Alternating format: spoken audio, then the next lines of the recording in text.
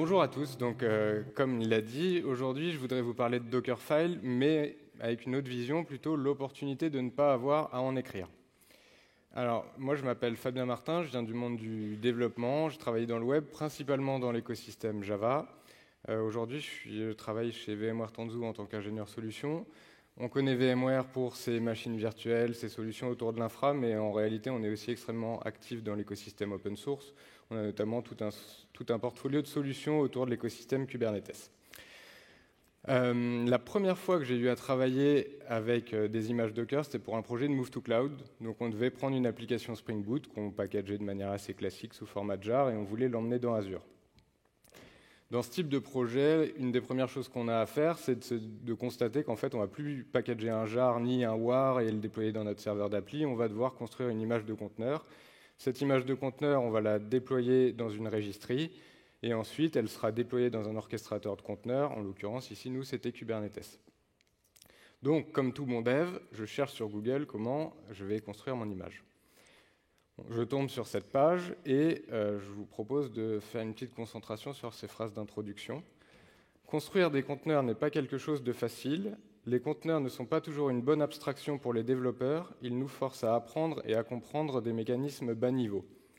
Ce n'est pas forcément le genre de phrase qu'on aime lire dès une introduction de document, mais on ne s'arrête pas à la première impression et on continue. Le premier exemple, ça va être un Dockerfile basique. On se dit, ok, c'est pas bien sorcier, je vais faire quelque chose que je maîtrise pas mal en tant que dev, un bon gros copier-coller, et ça devrait bien se passer. Suite du document, ils vont nous montrer une petite amélioration de notre Dockerfile. Comme toute technologie, il y a un ensemble de bonnes pratiques à intégrer. Là, c'est un exemple. Ils vont nous dire qu'il vaut mieux utiliser des layers pour pas avoir à télécharger des images de 150 mégas à chaque fois qu'on la met à jour. Ça sert à rien de regarder en détail, si vous avez compris. Moi, j'aimerais bien qu'on n'ait pas à écrire tout ça. La suite, ils vont nous indiquer qu'il va falloir qu'on choisisse notre image de base OS. Une image de base, ça veut dire quoi? Ça veut dire choisir son OS. Une CentOS, une Debian, une Ubuntu, une Windows, mais également un middleware. Donc ça va être une JDK, une JRE, lequel? OpenJDK, celui d'Oracle, celui de Microsoft, dans quelle version? Tout ça, c'est des questions qu'il va falloir se poser quand on va rédiger notre Dockerfile. Si vous faites une recherche sur Docker Hub aujourd'hui avec le terme OpenJDK, vous allez voir qu'il y a à peu près 7000 images qui sont disponibles. Donc là, la question, c'est comment on fait pour la choisir? Est-ce que je peux réellement faire confiance à ces 7000 images ou bien est-ce que je la crée from scratch? Là, il y a une stratégie à définir, il y a une stratégie vraiment d'entreprise à définir quand on va crafter notre premier Dockerfile. Et la dernière étape, des choses qu'on aime beaucoup en tant que dev, c'est qu'on se rend compte qu'il va falloir également qu'on intègre toutes les problématiques autour de la sécurité et pas faire tourner notre conteneur en mode root. Il y a quelque chose qui n'est pas dans le guide, mais qui me semble en fait tout aussi important à prendre en compte, c'est que généralement, quand on travaille avec des Dockerfiles, on va utiliser plusieurs images, un peu comme des poupées russes. On va prendre une image de base sur laquelle on va mettre notre OS. Ensuite, on va prendre cette image comme base d'une autre sur laquelle on va venir et on va contribuer pour rajouter nos middleware.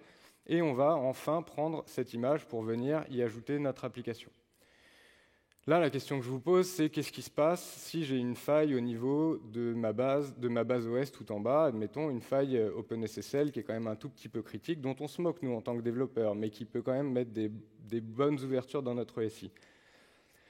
La stratégie avec un Dockerfile, c'est on va patcher cette image de base, et puis on va reconstruire celle qui était au-dessus, et on va reconstruire celle qui était au-dessus. Donc ça, quand on a 3-4 projets, des équipes de dev qui sont en place, on peut imaginer que ça va se faire, ça va se gérer, admettons. Maintenant, si on a une stratégie microservice, qu'on commence à se dire, moi j'ai 200 conteneurs aujourd'hui qui tournent dans mon SI. Comment je fais pour patcher ces 200 conteneurs? Admettons une faille critique, là il faut que je la corrige demain, comment je fais? Et je vous pose une question encore complémentaire, c'est et si jamais vous n'avez pas un inventaire précis de ces applications, vous ne savez même pas quelle a été l'image de base, une stratégie qui a été mise en place au sein de votre entreprise pour savoir quelle image est impactée ou pas. Là, on sent que ça va quand même commencer à être réellement un problème, ce maintien en conditions opérationnelles de nos images Docker. Voilà, au-delà de la composante technique, j'ai fini pour la composante technique, je trouve que ça amène également des réflexions un peu plus larges. Les questions autour de l'OS qu'on utilise, de l'Apache, quel JDK, quel JDK, dans quelle version, etc., c'était porté par les ops. En gros, généralement, ils nous mettaient à dispo une VM, ils nous installaient des middleware, déploient ton application dessus. De la même manière, c'était eux qui s'assuraient que nos applications ne tournaient pas en mode root. Et ça, c'était eux qui nous interdisaient ça. Là, aujourd'hui, donc ça donnait lieu à des situations de ce type-là. Pour ceux qui ne connaissent pas, c'est commit strip. À gauche, on a le dev, à droite, on a l'ops. Le dev n'est pas content parce que l'ops lui a installé sa mauvaise version de PHP.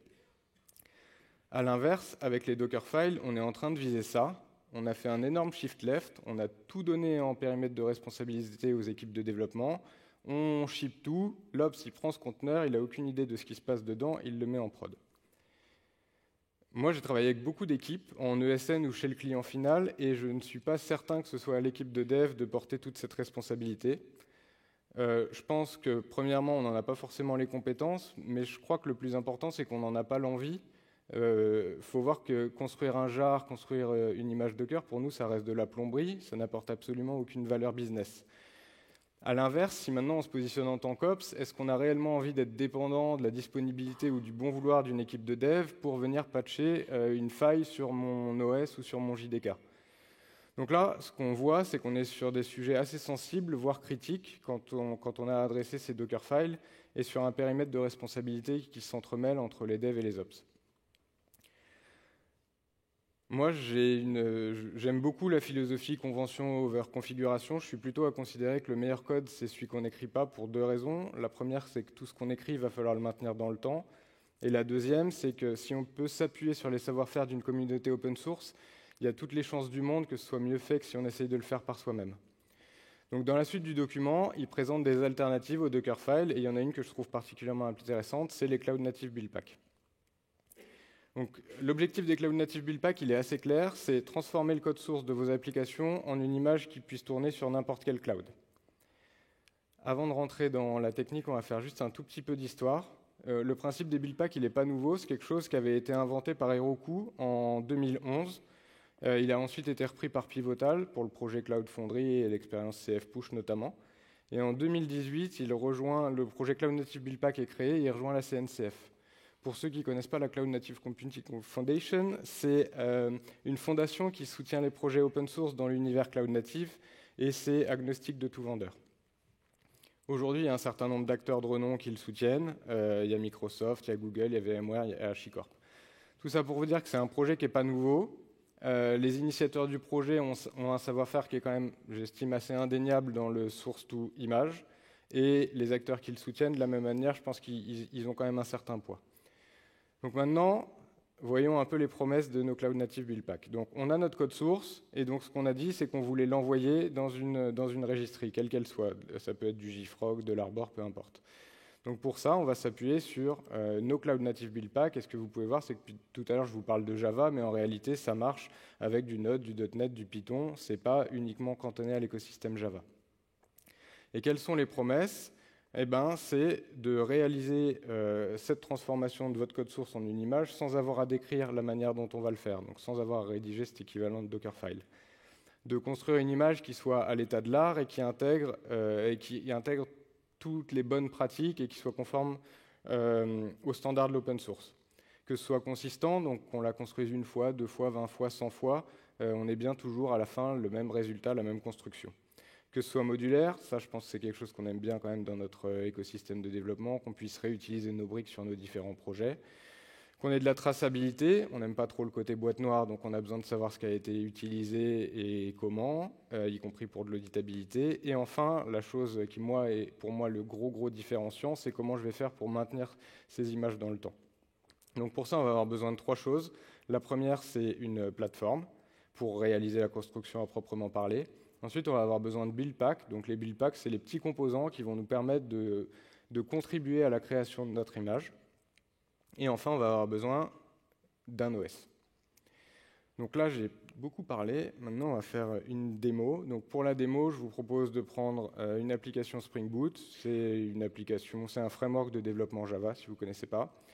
Je ne vous l'ai pas dit, mais les Cloud Native Build Pack, c'est une spécification. Il y en a plusieurs implémentations. Là, aujourd'hui, on va utiliser celle de Paketo, qui est une implémentation open source. Et comme plateforme, on va utiliser Kpack, qui est une plateforme qui s'intègre extrêmement bien dans l'écosystème Kubernetes. Mais ce qu'il faut savoir, c'est qu'aujourd'hui, là, si vous faites du Spring Boot, sur votre laptop, vous pouvez déjà construire une image out of the box avec la commande Spring Boot Build Image. Et en réalité, quand vous faites ça, vous utilisez les Cloud Native Build Pack. Donc c'est intégré out of the box. Aujourd'hui, on va l'utiliser dans un contexte Kubernetes. Et comme registry, on va utiliser Arbor.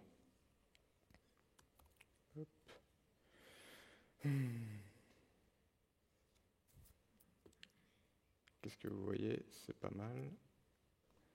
OK. Donc, pour intégrer notre image, là, ce qu'on va faire, c'est que donc, il existerait un CLI, on pourrait utiliser une CLI, mais je vous propose d'utiliser l'objet Kubernetes. Je trouve que c'était plus parlant pour ma démo. Donc, on va déclarer la construction d'une image. Cette image, on va lui indiquer où est-ce qu'on veut la pousser dans notre registry, donc là, en l'occurrence, dans Arbor. On va lui indiquer les credentials à utiliser. On va lui indiquer quelle est la stack à utiliser, donc le couple BuildPack plus BaseOS. Et puis, on va lui indiquer notre code source et sur quelle branche aller récupérer notre code source. Donc ça, en réalité, je l'ai lancé avant qu'on arrive. On va aller voir l'application, le code source. OK. Donc, ceux qui font du Java, ils reconnaissent. C'est une application Spring Boot classique avec un pom.xml, une application Spring Boot, des dépendances classiques et rien d'exotique. La particularité, vous l'aurez vu, c'est qu'il n'y a pas de Dockerfile. Donc, on a lancé cette image, je l'ai appliquée. On va juste la réappliquer si vous voulez. Image.yaml. Vous allez voir qu'elle est unchanged, je l'ai déjà fait. Et on va aller regarder maintenant ce qui s'est passé pour la construction de mon image. Donc il y a différentes étapes dans les Cloud Native Build Pack. La première, c'est l'étape de préparation. Elle est assez triviale. Elle va utiliser nos credentials et elle va aller récupérer notre code source. La deuxième, une étape d'analyse. Donc là, on l'a dit, elle va aller récupérer tout ce qui a été déjà préconstruit pour ne pas avoir à refaire tout son travail. Donc en gros, elle va aller chercher des métadatas existantes pour accélérer le build. L'étape la plus importante, c'est celle-ci, c'est l'étape dite de détection, où là, ce que vous voyez, ce qui est indiqué, c'est qu'il y a 10 build packs qui ont été 10 build packs sur 24 qui ont été identifiés comme participants à la construction de l'image. Qu'est-ce que ça veut dire? Ça veut dire qu'en gros, dans ma configuration, là, j'ai 24 build packs qui ont été étudiés, qui sont passés les uns à la suite des autres, et sur lesquels on a cherché à identifier des patterns dans notre code source. Si jamais il y a des patterns qui matchent, hop, ce build pack, il est identifié comme devant participer à la contribution de la construction de cette image. Donc là, ce qu'on voit, c'est que dans une application Spring Boot, dans la mienne en tout cas, il en a identifié 10. Il a trouvé qu'il fallait des certificats SSL, qu'il allait mettre un JDK, que c'était un projet Maven, que c'était un projet Spring Boot. Il a fini cette étape. Ensuite, il y a l'étape de restauration. Aucun intérêt de retélécharger 50 fois le JDK. Et si on l'a en cache, on le reprend. Ça ne sert à rien de télécharger Internet à chaque build. Donc encore une fois, on va bénéficier des mécanismes de cache. Et ensuite, on a une étape de build où là, on va appliquer successivement nos différents build packs pour construire notre image. Donc là, les différents build packs vont réaliser ce qu'ils ont à faire. Et je vais juste regarder, vous présenter une chose. Donc ça, ces build packs, vous pouvez utiliser ceux de la communauté, vous pouvez faire les vôtres, ça c'est tout à fait possible. Mais ce qui est intéressant de noter, c'est que ces build packs, donc là, il y a par exemple, c'est celui du JDK, là, Bellsoft Liberica, c'est un JDK. Ce que vous voyez, c'est qu'il y a un ensemble de paramètres. Donc si jamais les paramètres par défaut ne vous vont pas, vous pouvez dire, moi je ne veux pas une JRE, mais je veux une JDK. Si jamais vous ne le voulez pas en version 11, vous le voulez en version 17. Donc si vous voulez, en gros, il faut bien voir que ce n'est pas encore black box. Enfin, de toute façon, ça ne l'est pas du tout. Mais en plus, ça reste totalement configurable. Vous pouvez quand même customiser la manière dont votre image va être construite. Je vais à la fin, les différentes étapes passent. Vous avez dû voir qu'il y avait le Maven qui était passé.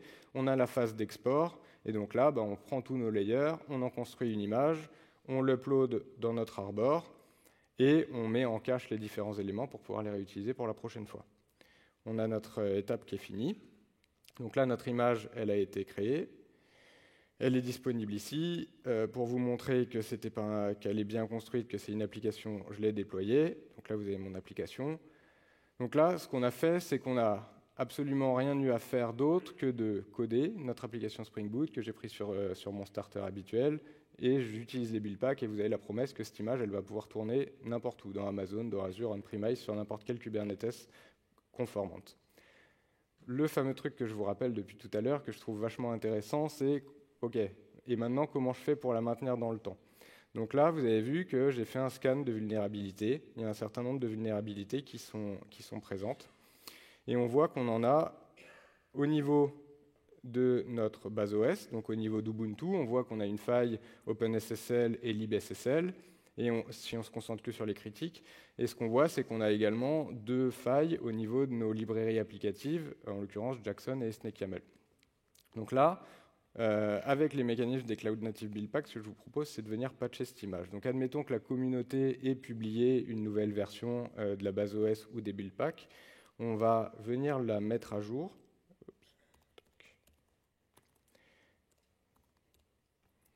Comment ça se fait? Là, pour le coup, j'utilise un CLI. On dit Capac, patche-moi le cluster builder qui s'appelle Demo Builder et utilise la stack new étant la stack qui a été publiée. Donc là, je n'ai pas redemandé à mon équipe de dev ou à qui que ce soit de venir patcher, mettre à jour son code, son Dockerfile là. Je suis plutôt un Ops, un SRE, on appelez-le comme vous voulez, peu importe, quelqu'un qui est responsable finalement de maintenir cette chaîne CI/CD. Et donc, si on regarde mes builds, on voit qu'il y a un deuxième build qui est passé. Hop, je vais dézoomer, sinon ça ne va pas. À cause ou grâce à la mise à jour d'une stack, et on a notre image qui doit être publiée. À 16h36, notre image a été publiée, on va aller la scanner.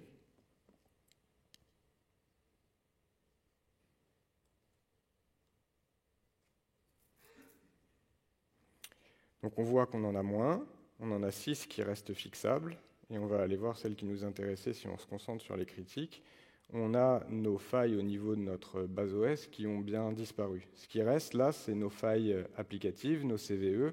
Ça, il n'y aura jamais de magie, c'est à nous en tant que développeurs d'aller patcher, de mettre à jour nos dépendances applicatives. Beaucoup trop de risques, là, en tout cas, je ne suis pas sûr qu'on soit prêt à donner tout ça à quelqu'un de manière automatique. Donc là, pour le coup, ce sera à moi d'aller mettre à jour mes librairies dans mon pom.xml. J'en arrive à la conclusion.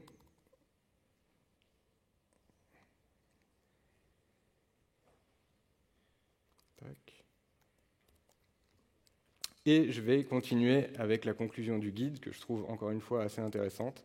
Donc dans le document, il nous présente différentes alternatives au Dockerfile, dont les Cloud Native Build Packs, et la conclusion est la suivante. Ce guide vous a présenté différentes options pour construire vos images. Toutes ces solutions sont des choix totalement valides, c'est à vous de décider celle qui correspond le plus à vos besoins. Alors si le business de votre entreprise, ce n'est pas de construire des images Docker, moi c'est le cas de l'intégralité des entreprises avec lesquelles j'ai travaillé jusqu'à maintenant, j'espère vous avoir donné envie d'étudier l'opportunité d'utiliser les Cloud Native Build Packs. Et si vous avez des questions, je suis preneur de vos feedbacks sur l'application et merci pour votre attention.